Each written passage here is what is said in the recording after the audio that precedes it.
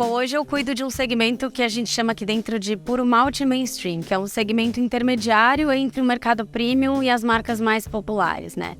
E ele surgiu muito porque a própria marca Heineken mudou a dinâmica do mercado cervejeiro quando ela começou, né, sendo uma marca premium, num mercado onde era muito mais marcas populares, uma marca internacional, num mercado de marcas nacionais. Era uma que falava de receita, de puro malte, de qualidade, quando tinha muito pouca diferenciação entre uma cerveja e outra.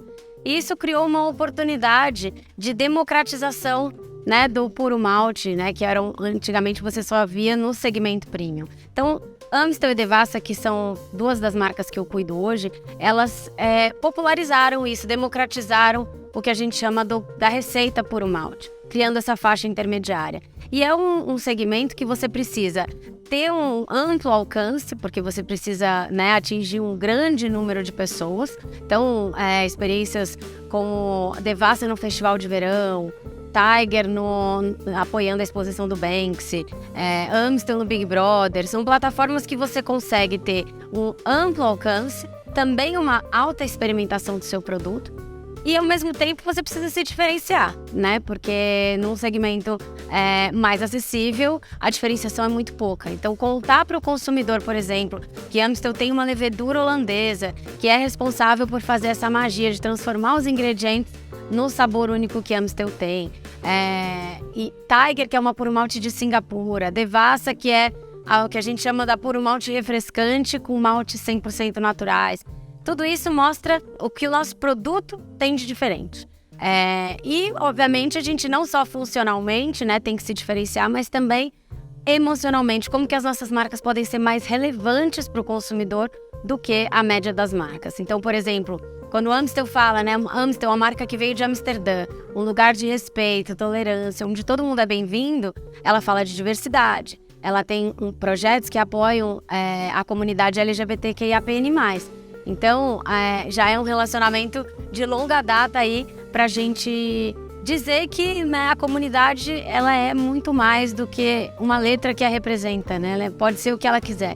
E para isso a gente tem programas de treinamento de empreendedores LGBTQIAP+, a gente acelera esses empreendedores, justamente para fazer com que mais pessoas no topo da cadeia da comunidade ocupem as empresas e possam contratar mais gente e as pessoas, né, ocuparem mais espaço.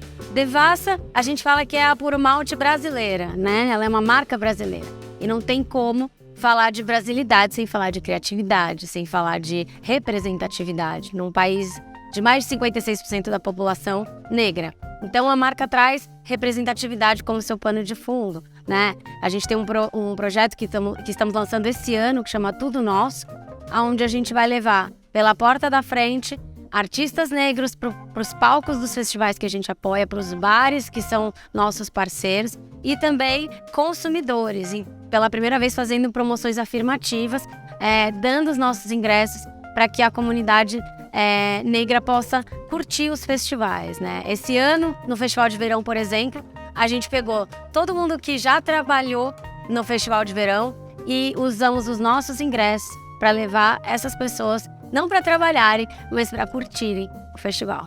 Então é assim que a gente se diferencia nesse mercado mainstream. Bom, estar associado ao Big Brother Brasil é um grande momento para a marca, né? A gente está com a marca aos olhos de mais de 60 milhões de pessoas.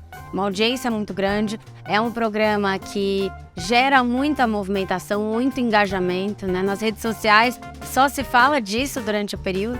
Então, para nós, é momento super importante e estratégico do ano. Esse ano, por exemplo, a gente traz a nossa história de Amstel, né? O que torna a Amstel única e diferente em todas as ações que a gente tem dentro do programa. Então, a primeira ação falou da fantástica fábrica de Amstel, mostrou a história da levedura holandesa e o papel que ela tem dentro da fabricação de Amstel. Tem muito mais por aí, a gente vai ter o bar de Amstel, que vai contar a história, né, de Amstel no bar, porque é uma marca que é super botequeira, é super para o bar, é super para esse momento de confraternização, de juntar as pessoas, né? Amstel fala que todo mundo é bem-vindo. E aonde que as pessoas mais se juntam aqui no Brasil, que não é a mesa do bar. Então, tem muita coisa que a gente vai falar por aí dentro do nosso plano de Big Brother Brasil. É uma estratégia enorme de redes sociais, então o time faz o que a gente chama de War Room, todo mundo se junta numa sala, assiste o programa junto e a gente tá ali atuando, interagindo com os consumidores, porque não é só a gente colocar a mensagem da marca, mas sim como que a gente coloca a mensagem da marca de um jeito que seja relevante para aquela audiência, né? Então a gente acabou de contar uma história super bacana com o Gil do Vigor, que é nosso parceiro. Levamos ele para Amsterdã e ele fez toda uma visita, né? As fábricas, entendeu a história de Amstel, passeou por Amsterdã e tem uma série no canal dele que a gente chamou de Gil em Amsterdã. I Am Gil em Amsterdã, onde ele conta toda essa trajetória dele lá por Amsterdã. Quem não viu, vale a pena conferir porque tá super divertido. O carnaval é um momento também bastante agitado, né, para o segmento de cervejas, tanto do ponto de vista de consumo, como do ponto de vista de iniciativa de marcas também. A nossa estratégia é sempre focada na diferenciação e na relevância, né? Como é que eu me diferencio e como é que eu sou relevante. Então, por exemplo, o Devassa, a gente tem um trio elétrico que vai sair, que a gente chama de Folhaça. E por que ele chama Folhaça? Porque além de rimar com Devassa, a gente fala que esse verão é o verão do superlativo, né? É o verão que tudo vai voltar, o carnaval vai voltar, graças a Deus, as festas. Então, a festa não vai ser uma festa, vai ser uma festaça. A folia não vai ser uma folia, vai ser uma folhaça, que precisa de uma cervejaça e que precisa de uma Devassa. Então, essa é a história. E como a cervejaça que Devassa ela não podia entrar no carnaval sem fazer uma coisa completamente diferente, extremamente relevante. Então o trio Folhaça, ele vai trazer pela primeira vez no Carnaval de Salvador, em cima de um trio, a nossa parceiraça, que é a Isa, sendo bem recebida pelas lendas do carnaval. Então Carlinhos Brown, Márcia Short, são alguns dos nomes que vão estar com a gente no trio Folhaça de Devassa, assim, dando as boas-vindas para Isa na estreia dela no Carnaval de Salvador. Para os fãs dela é algo super relevante, para os nossos consumidores também, e é um jeito único de Devassa estar presente, fazendo não só, né, uma presença no Carnaval, mas também trazendo uma história que vai ser inesquecível para quem estiver lá. Bom, a pandemia mudou tudo, né? Para todo mundo, inclusive para as empresas, inclusive para a gente. Quando tudo começou e a gente não sabia aonde isso ia dar e quanto tempo ia durar, a primeira coisa que a empresa fez foi parar a bola, parar os investimentos. A gente estava, inclusive, com Heineken 00 para ser lançada. Logo no começo da pandemia, a gente adiou o lançamento, porque, né, não era um momento para a gente lançar nada, ninguém estava querendo saber de novos produtos. A gente, como companhia globalmente, né, pensando na história de ser relevante, como ser relevante para os funcionários, anunciamos que ninguém ia ser demitido naquele ano por conta da pandemia, então isso já deu um alívio enorme, né? Mesmo sem saber os impactos financeiros ainda que estariam por vir. E, obviamente, os nossos parceiros, os bares, né, que são aí 60% do volume da categoria, de repente tiveram que fechar as portas e continuando com folha de pagamento, com aluguel para pagar, com um monte de coisa. Então a gente criou uma ação que chamava Brinde do Bem, que era onde o consumidor podia comprar um voucher de consumo que ele ia resgatar no futuro, mas que garantiria o fluxo de caixa para esse bar operar enquanto ele estava ali também se redescobrindo nesse novo cenário. E a gente dobrava o valor do investimento. Então o consumidor pagava R$50 para depois resgatar em consumo quando o bar reabrisse, a gente dobrava os R$50. Além disso, a gente teve um programa com o Hospital Einstein, né, de como que a gente poderia treinar esses bares para reabertura. Tinha um selo, né, do Einstein dizendo que o bar estava apto para reabrir, para estar seguro, porque, né, todo mundo preocupado, será que eu volto, não volto para o bar? Então, tudo isso foram ações que fizeram com que a gente reforçasse a nossa parceria e nem precisava vender nossos produtos para fazer parte desse programa. Então, a gente estava muito comprometido em ajudar o segmento a prosperar nesse período tão difícil. E a parte do digital, né? Obviamente, a pandemia acelerou digitalmente o consumo.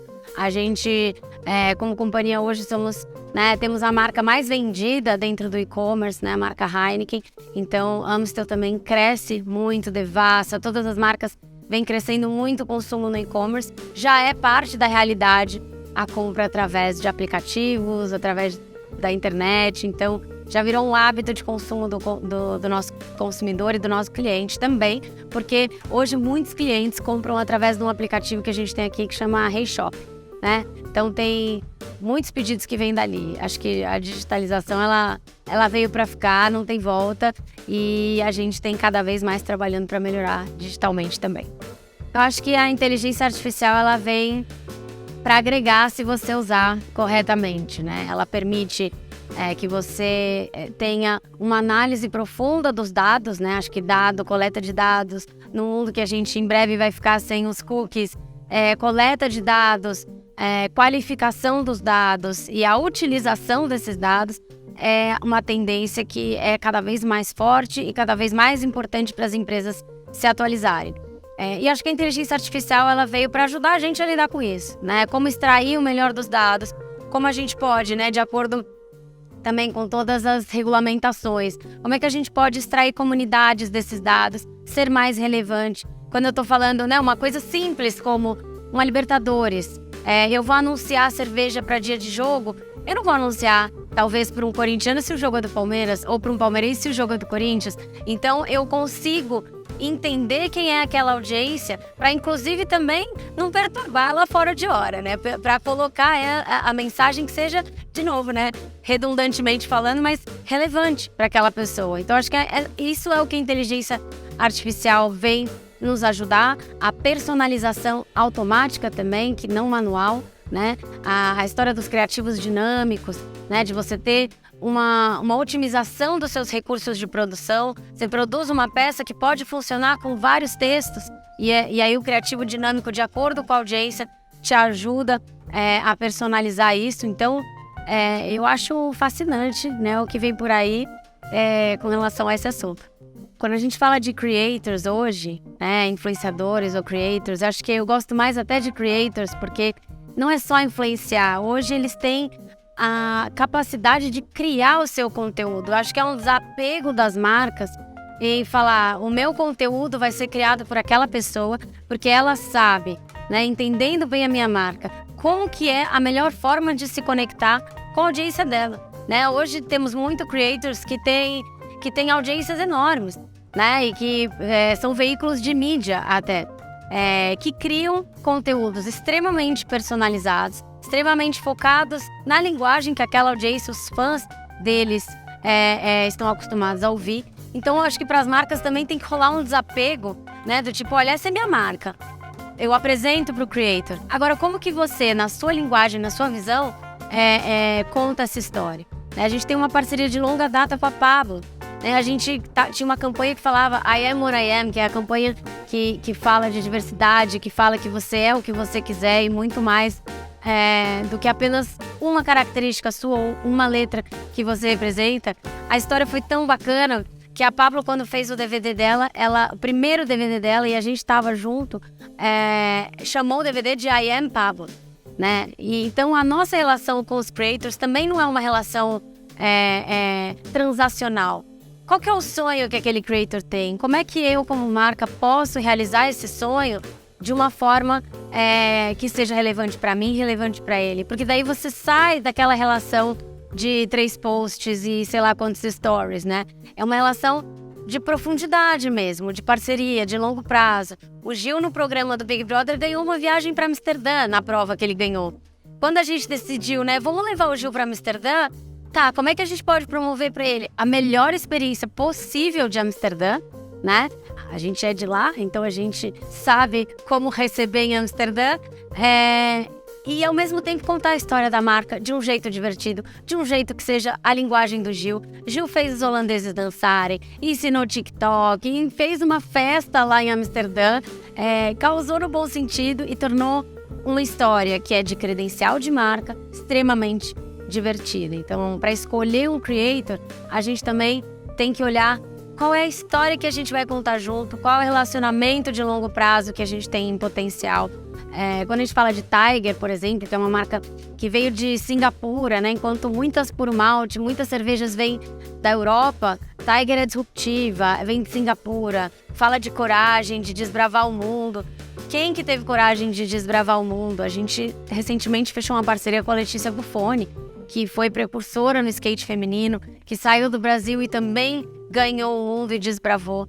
Então, assim, tem que ter história, tem que ter o mesmo valor, tem que querer o mesmo que a gente quer, que é entreter, ser relevante, informar e fazer de um jeito que seja o mais gostoso para a audiência deles. Porque quando é bacana para a audiência deles, é impressionante como a comunidade de fãs abraça a marca. Eu acho que o crescimento do segmento premium, ele influenciou completamente a dinâmica do mercado cervejeiro no Brasil, né? E o segmento premium, ele foi construído muito fortemente, acho que puxado principalmente pela própria marca Heineken, né? Quando eu entrei na companhia lá em 2011, o segmento premium ele era 4% do mercado, hoje é mais de 20%. Então, assim, e Heineken vem crescendo e continua crescendo a galope, assim, né? É uma marca, um fenômeno. E, obviamente, com o surgimento das artesanais, com o surgimento de outros tipos de cerveja, né? Quando a gente fala de uma IPA, né? Uma Witbier, mais opções para o consumidor, o segmento das marcas mais acessíveis, esse intermediário que é o segmento que eu cuido, com Amstel, Devassa, Tiger, que a gente chama de as puro malte mainstream, elas democratizaram algo que veio do segmento premium, tornou mais acessível para o brasileiro o benefício da puro malte. Depois vieram outras também fazendo a mesma coisa, né? Que cervejas mais populares, que eram mais baratas, trazendo também suas versões puro malte. E o desafio é a gente continuar se diferenciando, né?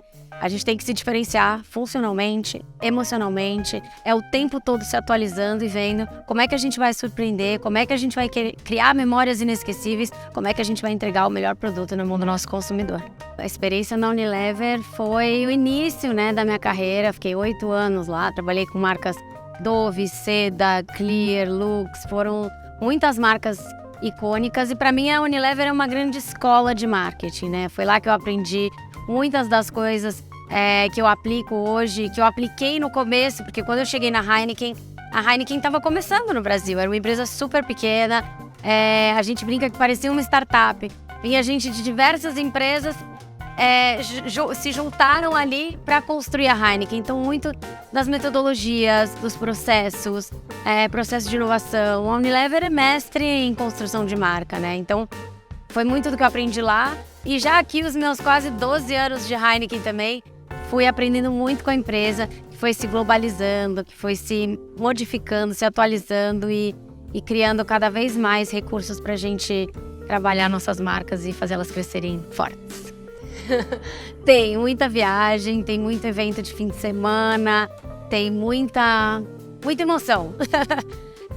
A gente concilia como dá, né? Eu, por exemplo, agora, né, o carnaval tá chegando, eu vou trabalhar o carnaval inteiro, vou viajar, vou pra Salvador, que a gente tem um trio de Devassa, vou pra Olinda, que a gente tá com Devassa patrocinando o carnaval da prefeitura, vou pro Rio, que a Amstel tá lá na Sapucaí com vários camarotes.